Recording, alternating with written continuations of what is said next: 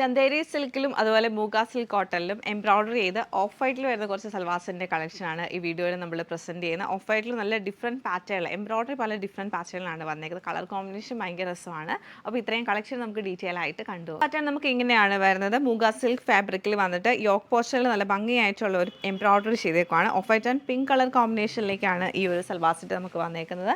2.5 metre length വരുന്നുണ്ട് ടോപ്പിന്. ഇതാണ് ടോപ്പിൻ്റെ പാറ്റേൺ വന്നേക്കുന്നത്.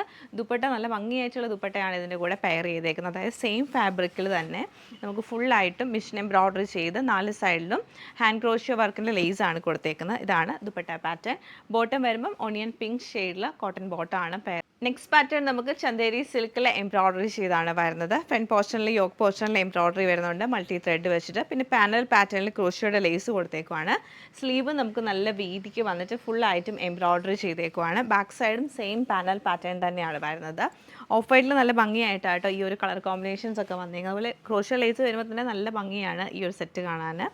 ദുപ്പട്ട നമുക്ക് കോട്ട ഫാബ്രിക്കും ചന്തേരിയും കൂടെ മിക്സ് ചെയ്ത് സെൻറ്ററിൽ കോട്ട ഫാബ്രിക്കിൽ ബ്ലോക്ക് പ്രിൻറ്റ് ചെയ്ത് സൈഡിൽ ചന്തേരി സിൽക്കിൻ്റെ ഫാബ്രിക്കിൽ എംബ്രോയ്ഡറി ഒക്കെ ചെയ്തിട്ടാണ് ദുപ്പട്ട വന്നിരിക്കുന്നത്.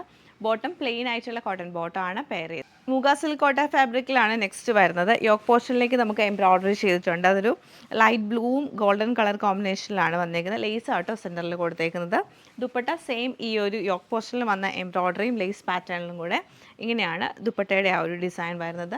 ബോട്ടം നമുക്ക് പ്ലെയിൻ ആയിട്ടുള്ള ലൈറ്റ് ബ്ലൂ ഷെയ്ഡിൽ കോട്ടൺ ബോട്ടമാണ് പെയർ ചെയ്തേക്കുന്നത്. സിൽക്ക് ഫാബ്രിക്കിൽ തന്നെ വരുന്നൊരു സെറ്റാണ്. ഇതിൽ ഫുള്ളായിട്ട് നമുക്ക് ഹാൻഡ് കാന്ത എംബ്രോയ്ഡറി ആണ് യോക്ക് പോർഷനിലേക്ക് ചെയ്തേക്കുന്നത്. ബാക്കി ഫുൾ പ്ലെയിൻ ആയിട്ട് വരും.